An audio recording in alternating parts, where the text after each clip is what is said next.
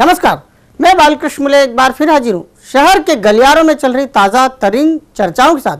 आइए सबसे पहले बात करते हैं प्रदेश कांग्रेस अनुशासन समिति के अध्यक्ष पद से हटाए गए रघुवंशी की। प्रदेश कांग्रेस के अनुशासन समिति के अध्यक्ष पद से हजारीलाल रघुवंशी की रवानगी उन्हीं के मुंह खोलने का परिणाम है। रघुवंशी दादा का कहा एक सच उन्हीं पर 83 साल की उम्र में भारी पड़ गया। पार्टी भले ही बोली कुछ ना हो, लेकिन कांग्रेस के प्रादेशिक नेताओं को यह पता है कि दादा को क्यों घर बैठा दिया गया। इधर सीपी शेखर को अनुशासन समिति का अध्यक्ष पद केवल मुंह बंद रखने के इनाम के तौर पर मिला है। खास बात तो यह भी है कि शेखर साहब इस बात को मानते भी है और कहते भी है, राजनीति में चुप रहने से ही फायदा होता है। राजनीतिक दल कोई भी हो, सच बोलने की सजा नेताओं को समय समय पर मिलती रहती है। इस बार सच बोलने की सजा मिली है प्रदेश कांग्रेस अनुशासन समिति के अध्यक्ष रहे हजारीलाल रघुवंशी को। दादा ने कांग्रेस के मध्य प्रदेश के सर्वेसर्वा कहे जाने वाले नेता को लेकर अपनी जुबान से 2 शब्द कह दिए थे। बस फिर क्या था, नेताजी को एहसास हो गया ये क्या कांग्रेस अनुशासन समिति के अध्यक्ष ही अनुशासनहीनता कर रहे हैं, वो भी सीधे प्रदेश प्रभारी को लेकर। समय आया और उन्होंने नया आदेश जारी कर दिया। नेताजी यानी हजारीलाल रघुवंशी अस्पताल से छुट्टी कराकर जैसे ही घर पहुंचे, उन्हें 3 घंटे के अंदर ही अध्यक्ष पद से छुट्टी की खबर मिल गई। उन्हें उनकी 3 रंगों वाली पार्टी के बगैर विश्वास में लिए ही घर बैठा दिया। रघुवंशी दादा सीपी शेखर को अध्यक्ष बनाए जाने से कतई नाराज नहीं है, बस नाराज है तो उन्हें अचानक हटाए जाने से। दादा को शायद विश्वास नहीं हो रहा है कि पार्टी में 2 शब्द का एक सच इतना भारी पड़ जाएगा। अब 83 साल की उम्र में उनके लिए पार्टी के पास कोई पद भी नहीं है। दादा इस पद पर बने रहते तो धाक जमी रहती, अनुशासनहीन नेताओं का आना जाना बना रहता। वो अपनी उम्र के आखिरी पड़ाव में अपनी मूंछों पर ताव देते दिखाई देते, लेकिन दादा तो यही कहेंगे अब समय गया और वो बात भी गई, अब किसी के सामने नहीं कहेंगे। वो वहां भी हार का मुंह देख कर आए हैं और यहाँ भी। प्रदेश कांग्रेस अध्यक्ष कांतिलाल भूरिया के सिर पर लटक रही तलवार को हटता देख भूरिया एक बार फिर धारदार हो चले। भूरिया अब अपनी टीम का विस्तार कर सत्तासीन बीजेपी को घेरने का मन बना बैठे हैं। भूरिया की विस्तारित नामों वाली सूची आने को है, जिसमें तेज तर्रार कांग्रेस नेताओं के नाम है, ताकि समय आने पर पार्टी इन्हीं नए नामों के भरोसे बीजेपी से 2-2 हाथ कर सके। प्रदेश कांग्रेस अध्यक्ष कांतिलाल भूरिया अब 2 धारी तलवार के समान रण यानी चुनाव मैदान में दिखाई देंगे। कांग्रेस पार्टी के गलियारों से आ रही सुरसुरी पर नजर डालें तो पार्टी के नेता ही इस चर्चा पर जोर दे रहे हैं। पार्टी के वरिष्ठ नेता दबी जुबान में कहते हैं कि भले ही अभी पार्टी ने अपने पत्ते नहीं खोले, लेकिन अब जल्द ही पूरी पार्टी नए जोश के साथ मैदान में नजर आएगी। जिस दिन प्रदेश कांग्रेस अपना चुनावी बिगुल फूंकेगी, उसी दिन से पूरा माहौल बदला बदला सा दिखाई देने लगेगा। अभी भूरिया प्रदेश कांग्रेस की विस्तारित सूची तैयार कर दिल्ली कूच कर गए हैं। इस सूची में ऐसे नेताओं के नाम हैं जिन्हें कांग्रेस चुनावी नेता यानी चुनावी पदाधिकारी मानती है। कांग्रेस उन लोगों को पद देने वाली है जिनका पार्टी के अलावा सामाजिक कामों में बेहतर प्रदर्शन है।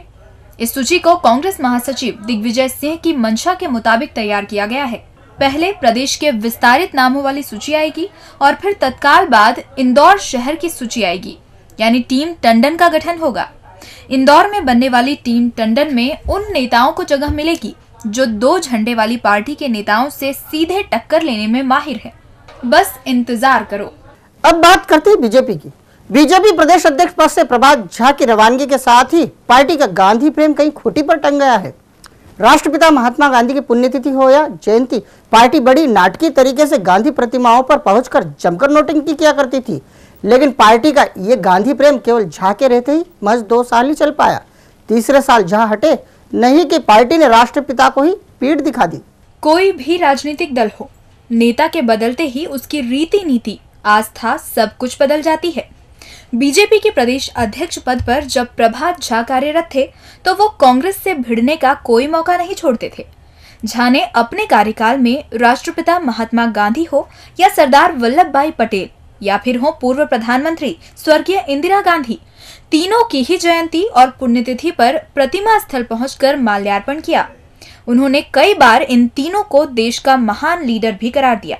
झा कई बार तीनों लीडरों के बारे में इतना ज्यादा बोल जाते थे कि कांग्रेस नेताओं को भी झा से जलन हो जाया करती थी। इंदौर का महात्मा गांधी प्रतिमा स्थल तो 2 साल से कांग्रेस और बीजेपी के लिए कुछ घंटों के लिए कुश्ती का एरिना हो जाता था।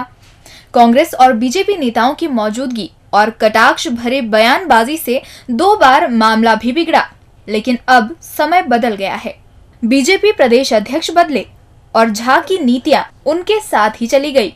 झा गए तो राष्ट्रपिता महात्मा गांधी को नगर भाजपा पूरी तरह से भूल गई।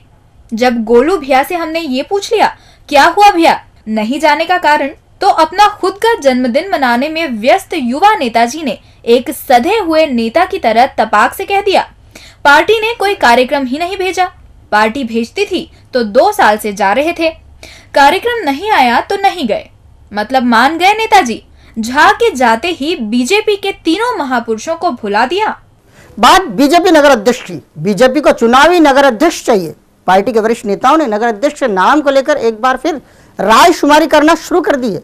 सांसद सुमित्रा महाजन ने रायशुमारी का एक दौर पूरा भी कर लिया है, जिसमें मंडल पदाधिकारियों ने तो चुनावी साल में आक्रामक अध्यक्ष बनाने की बात कही, तो अब कार्यकर्ता सीधे दबंग अध्यक्ष की मांग कर रहे हैं। कार्यकर्ताओं का कहना है कि इस चुनाव में दबंग अध्यक्ष की कुछ ज्यादा ही जरूरत है।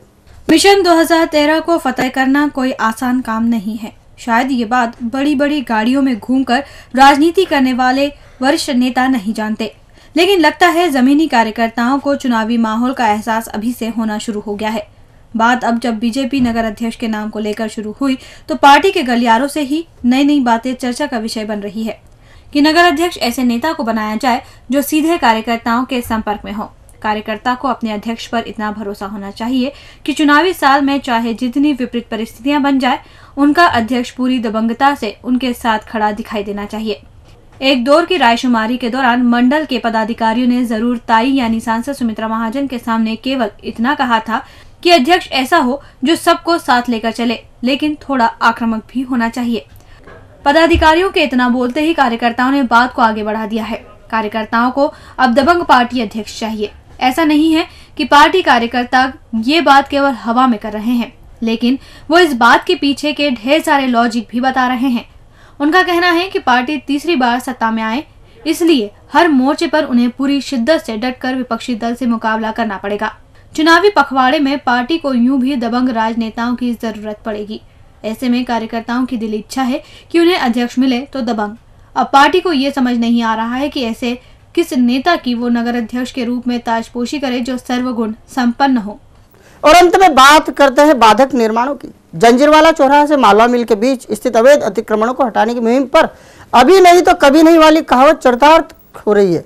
नगर निगम 3 बार पहले भी यहाँ के बाधक निर्माणों को हटाने के लिए कमर कस चुका है, लेकिन 3 बार ही वो असफल रहा। अब निगम ने इन कब्जों को हटाने के लिए फिर मैदान पकड़ा है, लेकिन कार्रवाई पर प्रश्न चिन्ह खड़े करने वाले तो यही कह रहे हैं, करो नहीं तो फिर कुछ समय फिर टल गया तो कुछ भी नहीं कर पाओगे। चुनावी साल में अवैध निर्माण को बल्क में हटाना किसी के बूते की बात नहीं होती, लेकिन एक बार फिर 100 से ज्यादा बाधक निर्माणों को नगर निगम ने पूरी तैयारी के साथ हटाने का मन बना लिया है। निगम ने इसके लिए पूरी तैयारियां करने के साथ साथ खाकी को भी अपने साथ कर लिया है।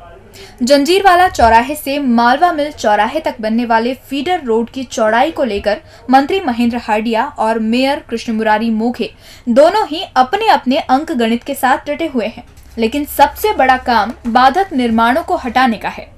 दूसरे माह के पहले दिन कार्रवाई का मन बना बैठे निगम ने ठान लिया है कि वो ये बाधक निर्माण हटाकर रहेगा। इधर राजनीतिक गलियारों में ये चर्चा जोर पकड़ रही है कि निगम को ये कार्रवाई जितनी जल्दी हो सके कर लेनी चाहिए। निगम जिस तरह से 3 बार पहले भी उल्टे पैर भागा है, वैसे ही आधा अधूरा काम किया तो अभी नहीं तो कभी नहीं वाली बात हो जाएगी। चुनाव सिर पर है। जिन लोगों के बाधक निर्माण हैं, वो यूं भी किसी न किसी दल के साथ हैं। ऐसे में यहाँ के बाधक निर्माण को लेकर जितनी राजनीति हो रही है, उतनी निगम के गलियारों में भी नहीं है। जरा संभल कर करना है, कर दो। चिल्लाकर करोगे तो बात बिगड़ जाएगी और बात दूर तक जाएगी। डीजी न्यूज के खास कार्यक्रम गलियारों से को आप यूट्यूब पर भी देख सकते हैं। गलियारों से के आज के अंक में फिलहाल इतना ही। ताजा खबरों के लिए आप देखते रहिए डीजी न्यूज।